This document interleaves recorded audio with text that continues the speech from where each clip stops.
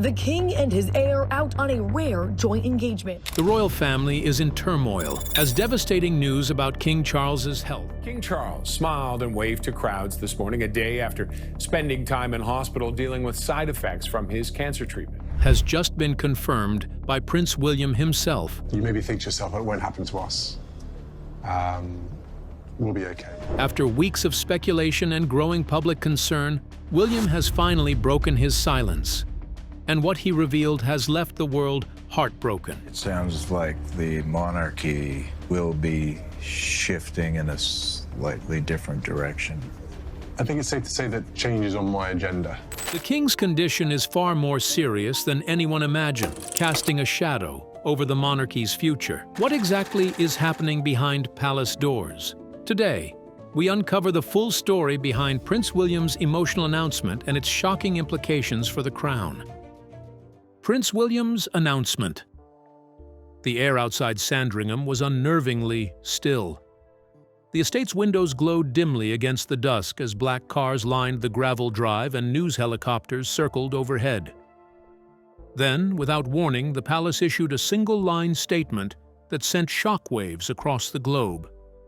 The Prince of Wales will address the nation shortly. Within minutes, televisions flickered to the same live image, a solitary podium beneath the carved royal crest, rain falling in thin, relentless threads, and a hush spreading from London to Canberra. This was not a ceremony. This was a crisis. When Prince William finally appeared, his composure was fragile but fierce. His eyes were rimmed with exhaustion, his jaw tight, the faint tremor in his voice betraying the sun beneath the sovereign.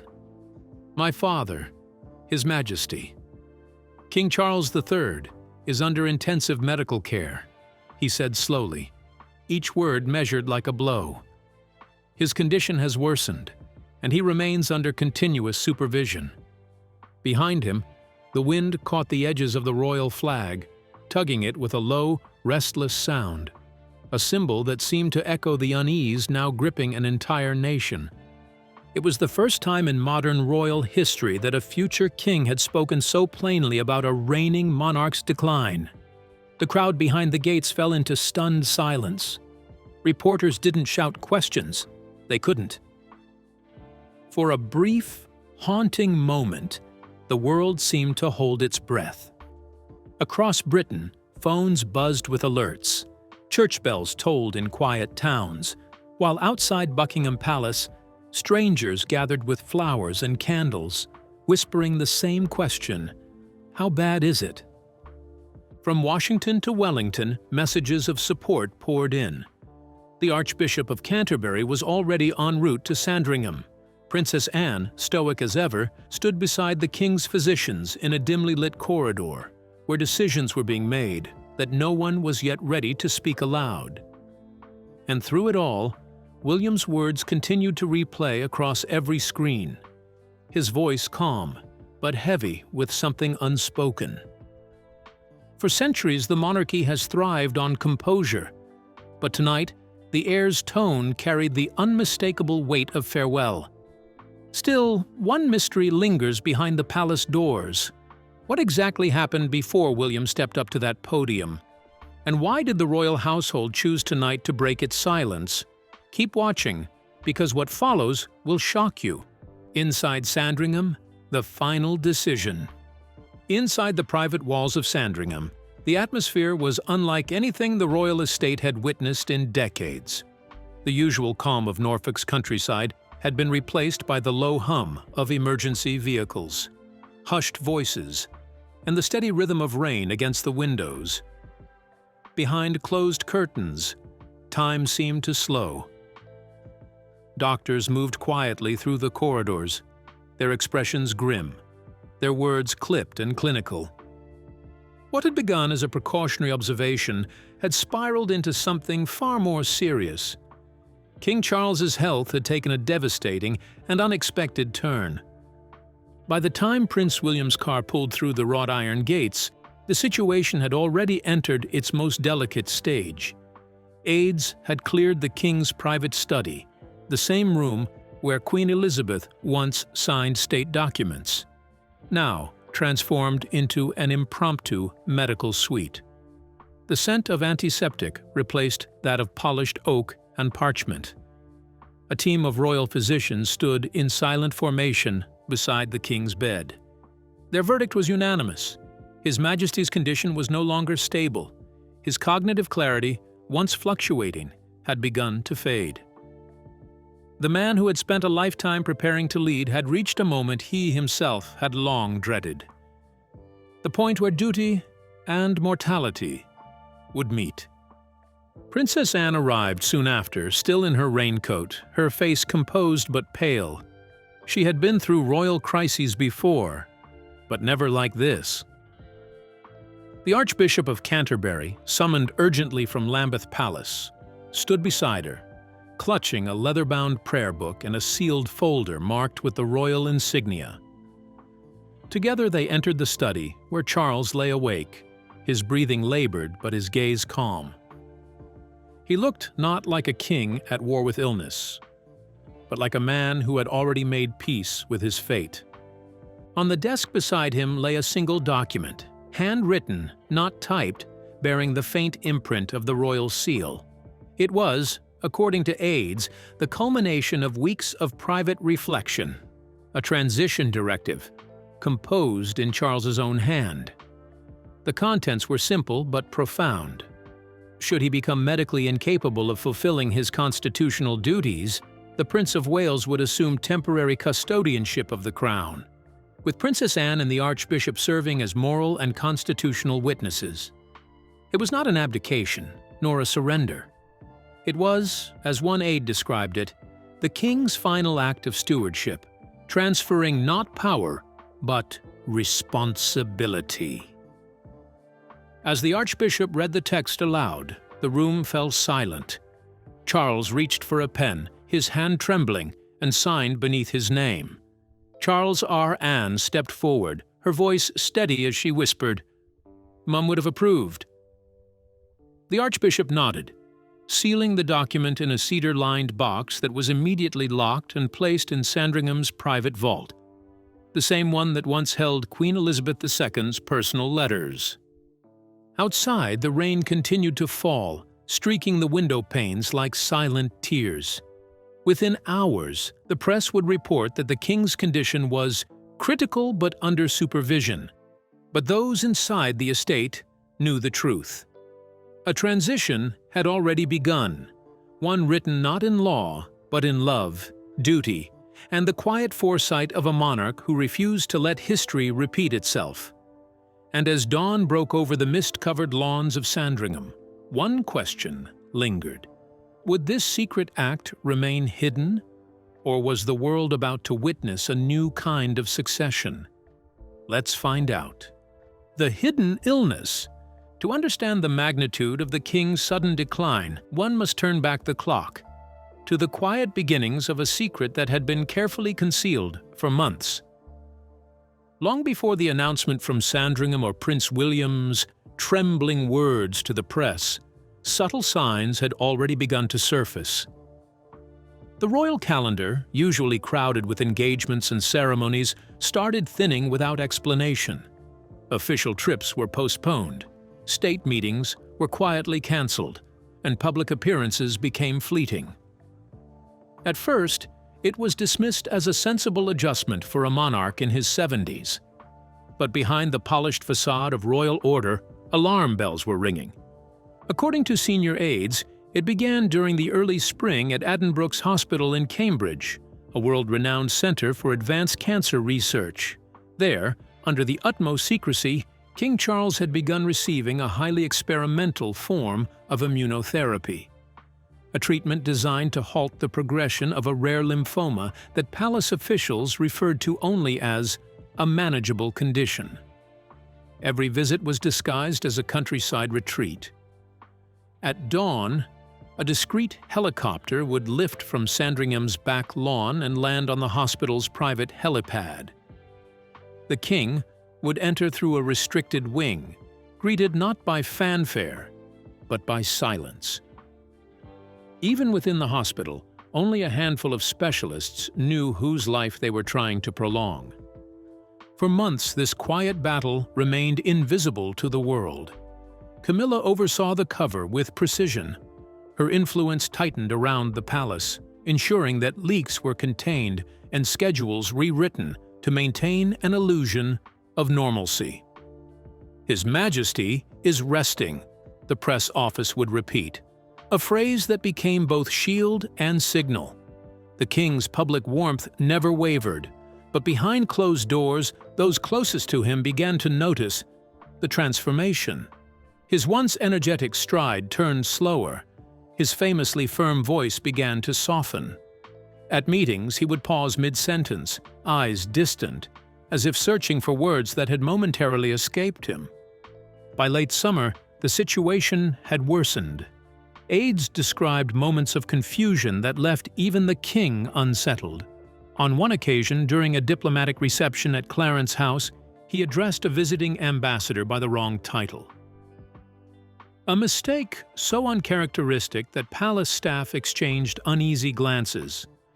Still, the official line remained unwavering. The king was well. Duty continued. And yet, the walls of Buckingham Palace were beginning to whisper otherwise. Those whispers grew louder when several high-profile engagements were suddenly removed from the royal diary, including a planned Commonwealth tour and a state banquet. Inside the palace, tension rippled through every corridor.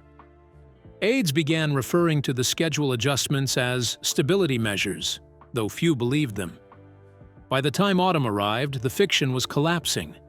What the public saw as royal composure was, in truth, a kingdom holding its breath. In the shadows of Sandringham and the sterile halls of Addenbrooke's, a question began to haunt those who knew the truth.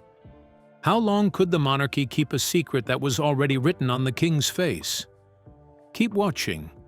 Camilla's tight circle of control. As the king's health quietly worsened, Queen Camilla became both his shield and his gatekeeper.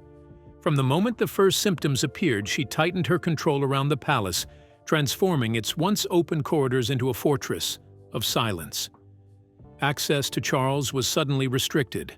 Only a handful of advisors, physicians, and senior aides were permitted to see him, and only with her approval.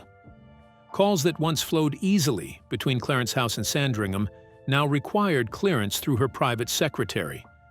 To the public, Camilla appeared calm, loyal, endlessly supportive. But inside the palace walls, her vigilance bordered on obsession. Every detail of the king's condition was filtered, reviewed, and, when necessary, rewritten. Leaks were traced and silenced. Staff were required to sign additional confidentiality agreements. Even the palace communications team found themselves left out of key briefings. When reporters began questioning the king's prolonged absences, Camilla issued short, carefully worded statements that revealed nothing but maintained the illusion of order. "His Majesty is pacing his schedule," she said in one press release. "His strength remains unwavering."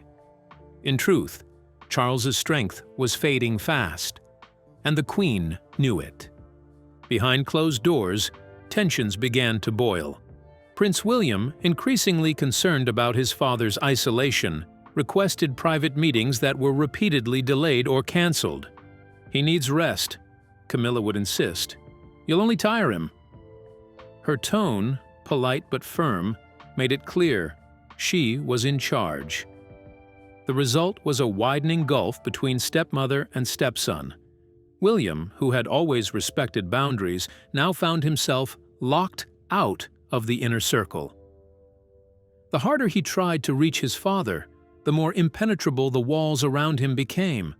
Palace aides whispered about the growing divide. Some admired Camilla's composure, calling her the calm in the storm. Others saw something far less noble, a woman fighting to preserve power amid chaos. "She believes control is compassion," one senior courtier remarked. But in the end, control breeds suspicion, and suspicion was spreading fast. Reporters began noticing inconsistencies in palace briefings. Medical sources hinted at undisclosed complications. Social media filled with speculation, Was the Queen hiding the king's true condition, or something even deeper? The strain began to show. In meetings, Camilla appeared pale and brittle, her confidence stretched thin. Still, she refused to yield. She saw herself as the last barrier between her husband and a world that devoured weakness. Yet even within her circle, cracks were forming. One aide resigned abruptly, citing moral conflict. Another was dismissed after leaking that the Queen had forbidden updates to be shared with William without her oversight. By autumn, her control was near absolute, but so was the pressure. Outside Sandringham's iron gates, cameras flashed. Inside, whispers of confrontation were growing louder. For the first time, even those loyal to her began to wonder, was Queen Camilla protecting the crown or protecting herself? Stay with us. Princess Anne steps forward. Princess Anne had always been known for her discipline, a soldier in spirit, shaped by duty rather than desire. But when silence began to replace truth within the palace, something inside her broke. She had spent her life serving the crown with unflinching loyalty. Yet now that same loyalty demanded rebellion. The whispers about her brother's health had grown too loud to ignore, and the evasive answers from courtiers only deepened her resolve. To Anne, the monarchy's strength had never rested in ceremony, it rested in honesty. And if that honesty had been lost, she would retrieve it herself. It was early spring at Sandringham when Anne arrived without warning, the sound of rain tapping against the windows as though echoing her anger. She strode through the corridors she had walked since childhood, though they now felt cold and foreign, filled with half-truths and unspoken fear. When she entered the king's private wing, Camilla was already there, calm, poised, and surrounded by aides who froze at the princess's approach. Anne didn't bother with formality. Her voice cut through the stillness like a blade. "This has gone far enough," she said. "He deserves the truth. So does the country." Camilla, always composed under pressure, met her gaze. "The public needs reassurance, not alarm," she replied. Her words, though measured, carried an edge of authority. But Anne's retort came swift and unflinching. "Reassurance built on lies collapses faster than truth ever could." The tension that followed was electric. Two women bound by duty, but divided by conviction. One guarding the crown through secrecy, the other protecting it through transparency. Later that night, Anne retreated to Windsor Castle, seeking the comfort of the archives where the scent of old paper still carried her mother's memory. There, hidden among decades of correspondence, she found an envelope sealed with the royal crest of Queen Elizabeth II. Inside, a single handwritten line read, "If duty ever outweighs health, let clarity protect the crown." It wasn't a suggestion. It was an instruction, one Anne believed her mother had written for this very moment. The next morning, she returned to Sandringham. In the king's study, the air was heavy with unspoken truths. Charles lay resting, his face pale beneath the soft light, while William and Camilla stood nearby. Anne placed the Queen's letter on the desk and said quietly, "This is Mother's voice, and she's telling us what must be done." William read it twice, his expression shifting from disbelief to sorrow. Camilla's eyes hardened. "This is not the time to divide the family," she said, her tone sharp with restraint. But Anne's reply carried no hesitation. "It's not division. It's direction. The people have always trusted the monarchy because Mother never hid from them. We cannot lose that now." What followed was silence, long, fragile, and full of meaning. Even Camilla, known for her control, seemed momentarily shaken. In that moment, Anne's defiance became something larger than rebellion. It was a reckoning, a call, to remember that the monarchy was built not on image, but on integrity. As Anne turned to leave, the corridor seemed to hum with the weight of what had been said. The rain outside had slowed, but the storm within the palace had only just begun. Somewhere between loyalty and truth, between silence and revelation, a line had been drawn, one that would soon test every bond within the royal family. But as Anne left the room, one thought hung unspoken in the air. If Clarity must protect the crown, who would protect the king? Stay tuned, because what happened next would shake the royal family from within. The brothers reunite. Across the Atlantic, the news struck Harry harder than he could have imagined. It was a quiet call, brief but shaking, telling him what he had feared for weeks. His father's health had taken a sudden turn. For a few seconds, the world around him went still. Titles, distance, and resentment meant nothing now. Within hours, he cleared his schedule and boarded a private flight to London.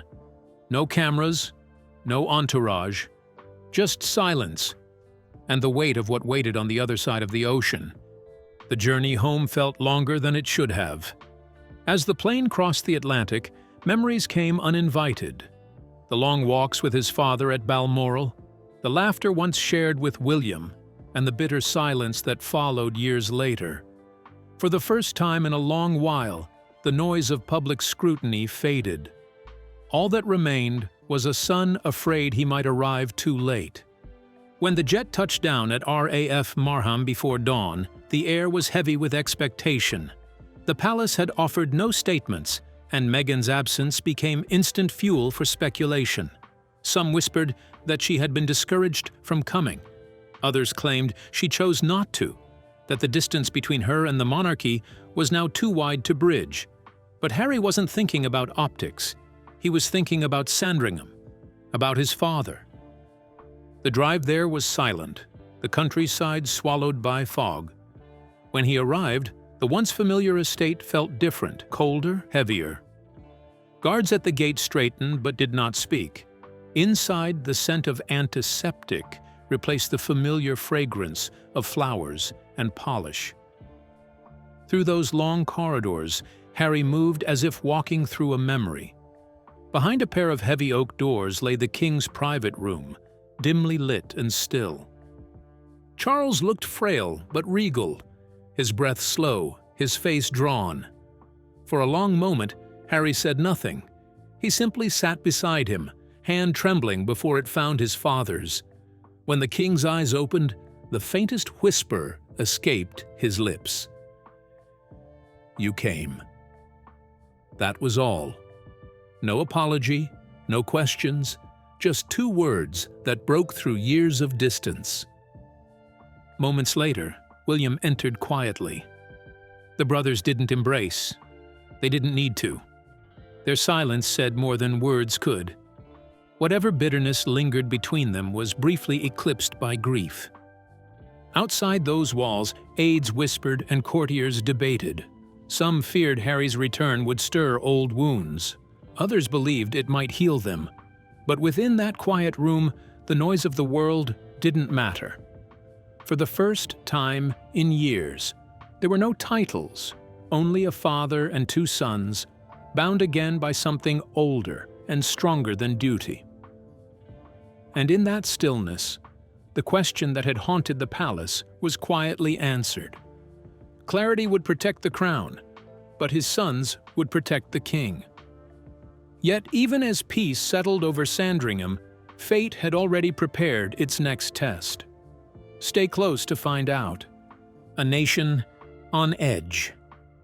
The moment Prince William's announcement aired, Britain seemed to stop in its tracks. Streets that only hours earlier buzzed with the rhythm of ordinary life fell eerily silent.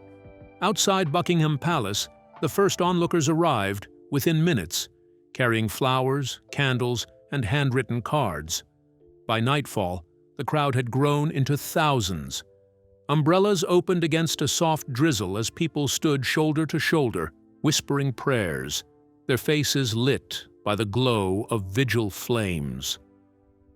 For many, it felt like déjà vu, a moment that echoed the loss of the late Queen, yet carried the uncertainty of something entirely new. Across the country, scenes of unity unfolded. In Manchester, choirs gathered outside town halls to sing "God Save the King." In Edinburgh, candles lined the cobbled streets leading to Holyrood Palace. News anchors on BBC and ITV adopted the same restrained tone, their words measured, their expressions grave. Breaking news banners flashed red. King Charles in intensive care, transition protocol activated. The internet erupted almost instantly. Hashtags like #PrayForTheKing, #WilliamStepsUp, and #StandByTheCrown flooded timelines. Millions tuned in to live streams outside royal residences.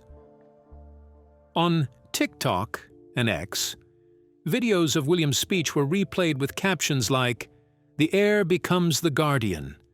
Others shared footage of Princess Anne's composed arrival at Sandringham, hailing her as the steel in the storm. The emotion was palpable: sorrow, admiration, and an unspoken awareness that history was shifting in real time. Abroad, world leaders issued statements of solidarity. The White House praised the King's courage and William's composure. The Pope sent personal blessings from Rome. Commonwealth nations from Canada to Australia lit national landmarks in royal colors, gestures of respect to a monarch whose crown now rested in uncertain balance. Meanwhile, Parliament convened a rare emergency Sunday session. Members filled the chamber in solemn quiet as the Prime Minister addressed the nation, reaffirming confidence in the stewardship of the Prince of Wales. During this period of royal suspension, opposition leaders joined in support. Even longtime Republicans called for unity above debate. A flash YouGov poll later revealed a striking consensus. 71% of Britons supported William's temporary leadership, calling it the most dignified course. Newspapers echoed the sentiment with front-page headlines: "The nation rallies behind the heir." But as the candles burned through the night and the palace gates stood shrouded in silence, one question rippled through the crowd. Would this unity hold when the next royal announcement came? Stay tuned. Camilla speaks out. Britain had spent the night in vigil. The air outside Buckingham Palace still glowed with candlelight, and morning papers carried a rare harmony. The nation rallies behind the heir. Yet beneath the surface, anticipation lingered. The public waited for another official word from the palace, a voice to confirm what Prince William's statement had begun. Hours passed in silence. No bulletin came from Sandringham. No royal appearance. And then, without warning, it arrived. Not from Britain, but from France. From a quiet chateau near Bordeaux, Queen Camilla appeared in a pre-recorded video message broadcast by Sky News. The setting was intimate. A small desk, a single lamp, the royal crest faintly visible behind her. Her tone was calm, almost maternal, but her words carried unmistakable weight. "My husband remains the king," she began. "He has not stepped aside. His strength endures, and his crown is not in question." The clip lasted less than 2 minutes, yet its impact was seismic. Within minutes, social media erupted. Hashtags like #CamillaSpeaks, #StillTheKing, and #RoyalCrisis trended across every platform. Supporters praised her loyalty and composure, calling it a moment of reassurance. Critics, however, accused her of undermining Prince William's authority and sowing confusion at a fragile time. At Sandringham, the reaction was immediate. William reportedly watched the broadcast in silence, his jaw tight, while Princess Anne demanded to know why the Queen had spoken without consultation. Senior aides described the atmosphere as icy, a single act threatening to unravel days of careful coordination. By nightfall, the Archbishop of Canterbury arrived unannounced. After a brief private meeting with William and Anne, he addressed the media outside the gates. His voice was steady, his message deliberate. The king's will remains clear. His son acts with his blessing. Let us not mistake devotion for division. That single statement steadied the storm, restoring calm to a shaken nation. The public, reassured once more, turned their candles back toward the palace gates. Yet inside Sandringham, another silence took hold, heavy, deliberate, and waiting for the next royal move. Keep watching, because the king's final decision was closer than anyone imagined. The quiet transition, the tension that had rippled through Britain after Queen Camilla's message, slowly began to settle. Her words, though divisive at first, had awakened a deeper truth, that the monarchy was not collapsing, but evolving. The following week, a new calm emerged around Sandringham and Buckingham Palace. Officially, nothing had changed. Yet quietly, everything had. Prince William began assuming his father's duties. First, the audiences with ministers, then state briefings, and finally, the weekly red box of government papers that had always belonged to the sovereign. It was not a coronation, nor even a formal regency, but a stewardship, carried out in full respect of his father's wishes. The palace described it as a temporary guardianship in service of the crown. The people called it something simpler: William's time. King Charles was moved to Windsor Castle, where he chose solitude over ceremony. The corridors, once filled with meetings and state papers, now echoed with quiet reflection. Each afternoon, attendants brought him letters sent by citizens across the Commonwealth. Thousands of them, handwritten and heartfelt. He read them slowly, sometimes aloud, tracing the words of strangers who spoke to him not as monarch but as man. In a symbolic gesture, the imperial state crown was transferred to Windsor for preservation. It was not abdication, it was waiting. A quiet pause in the long story of the monarchy. And so Britain adjusted. The king rested. The heir led. And history once again found grace in continuity. But what do you think this quiet transition truly means for the future of the crown and the royal family's legacy? We'd like to hear your thoughts. Don't forget to like, share, and subscribe.